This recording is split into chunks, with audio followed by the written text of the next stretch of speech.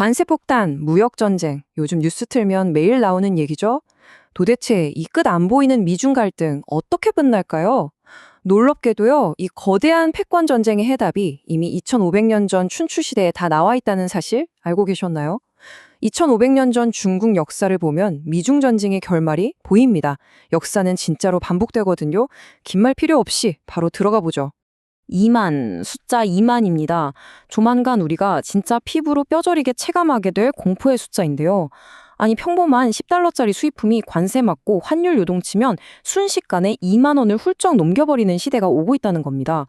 여러분, 흔하게 먹던 국밥 한 그릇이 어느 날 갑자기 2만 원을 돌파한다면 어떠시겠어요? 끔찍하죠?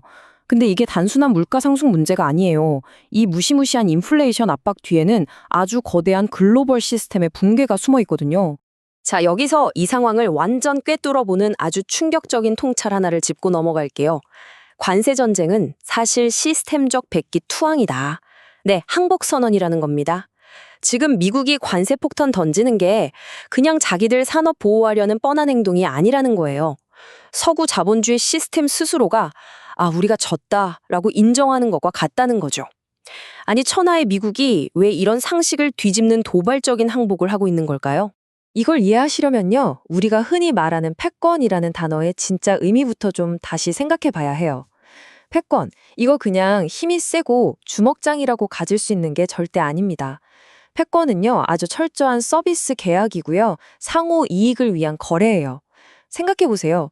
맨날 힘으로 윽박지르는 상사보다 확실하게 보상 챙겨주고 공평한 룰을 만들어주는 상사를 따르고 싶잖아요? 똑같습니다.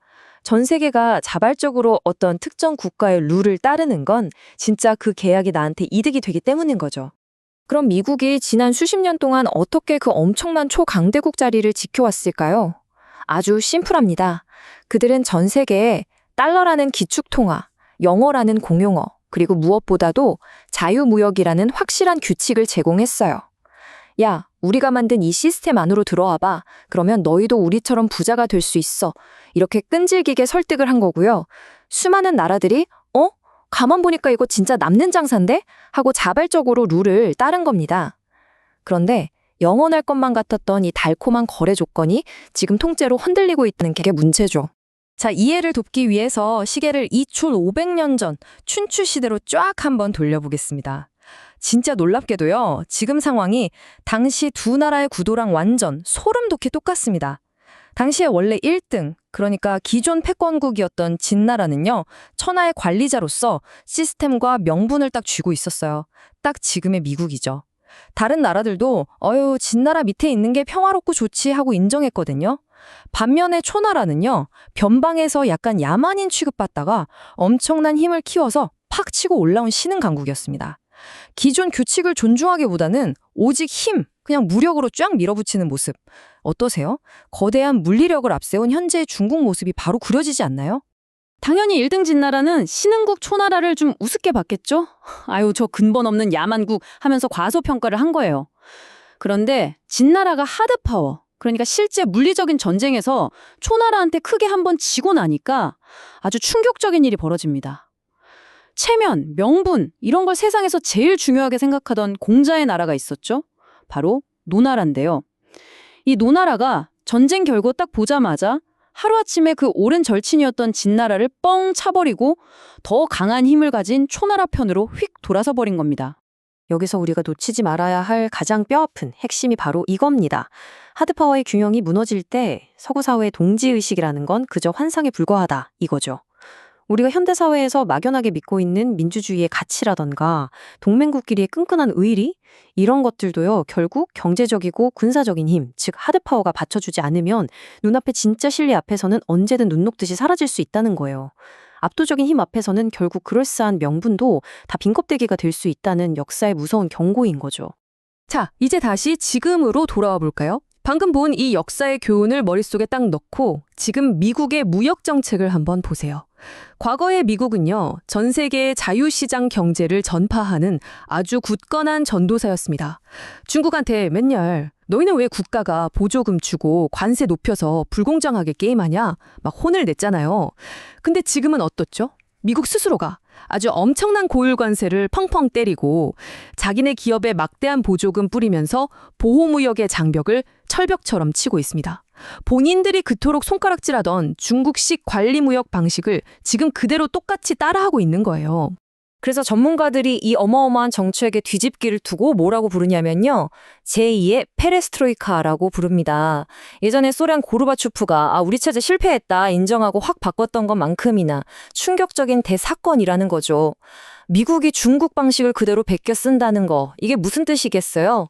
본인들이 만든 서구식 자유무역 규칙으로는 이제 도저히 중국의 그 싼값 공세를 막아낼 수가 없다는 걸 인정한 거예요. 전 세계를 향해 엄청난 체제적 패배감 그리고 자신감이 떨어졌다는 걸 숨김없이 드러내고 있는 셈이죠. 2.3%. 여러분 이 숫자가 뭔지 아시나요? 2026년에 글로벌 무역이 딱 요만큼 2.3% 성장할 거라는 OECD와 IMF의 우울한 전망치입니다. 전 세계가 서로 관세 장벽을 막 겹겹이 쌓아 올리다 보니까 수치가 이렇게 바닥으로 곤두박질 치는 건데요. 이게 뭘 의미하냐? 미국이 자기 손으로 정성껏 쌓아 올렸던 다자주의 무역 체제가 사실상 끝났다는 뜻입니다. 이제 다들 나부터 살고 보자 하는 각자 도생의 시대가 열리는 거예요. 자기가 만든 글로벌 스탠다드를 자기 손으로 때려 부수는 참 아이러니한 상황이죠. 그러면 미국의 시스템이 이렇게 흔들리니까 무섭게 치고 올라온 중국이 결국 최종 승자가 되는 걸까요? 에이, 그건 또 아닙니다. 중국한테도 아주 치명적인 약점이 하나 있거든요. 바로 압도적인 힘으로 주변국들한테 공포심을 심어주는 데는 성공했는데 정작 존경은 전혀 받지 못하고 있다는 겁니다. 다 같이 잘 먹고 잘 살 수 있는 그런 매력적이고 공평한 대안 시스템을 내놓지 못하니까 주변 나라들이 오히려 겁을 먹고 안 되겠다, 다시 미국한테 가자 하면서 미국 중심으로 다시 뭉치게 만드는 역효과를 내고 있는 상황입니다. 자, 여기서 2500년 전 역사가 우리한테 확실하게 보여주는 최종 승자의 공식이 딱 나옵니다. 아주 명확해요. 일단 누가 봐도 토달 수 없을 만큼 강력한 하드파워, 즉 물리적인 힘을 갖춰야 하고요. 동시에 다른 나라들이 야, 나도 저기 줄 서면 무조건 부자 되겠다 라고 믿고 기꺼이 따를 수 있는 아주 매력적인 대안 시스템을 내놔야 한다는 겁니다. 그 옛날 엄청나게 혼란스러웠던 춘추 전국 시대를 결국 누가 통일했나요? 법가라는 완전히 새로운 시스템의 정답을 들고 나왔던 진나라였잖아요.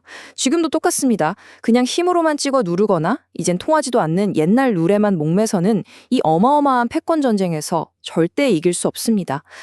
이제 오늘 살펴본 내용들을 쭉 되새겨보면서 여러분께 아주 도발적이고 중요한 질문 하나 던지면서 마무리할게요. 지금 세상이 돌아가는 거대한 룰이 완전히 밑바닥부터 바뀌고 있습니다. 절대 안 무너질 것 같았던 달러나 자유무역도 마구 흔들리고 있고 눈에 안 보이는 무역 장벽은 하루가 다르게 높아지고 있죠.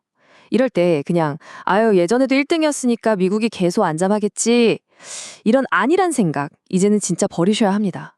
이렇게 피 튀기고 냉혹하게 패권이 뒤집히는 판에서 여러분은 살아남기 위해 여러분의 피 같은 자산을 과연 어떤 대안 시스템에 베팅하시겠습니까? 오늘 함께 나눈 이 2500년 전 역사의 통찰이 여러분의 냉철한 미래 판단에 아주 예리한 무기가 되길 바랍니다. 끝까지 들어주셔서 감사합니다.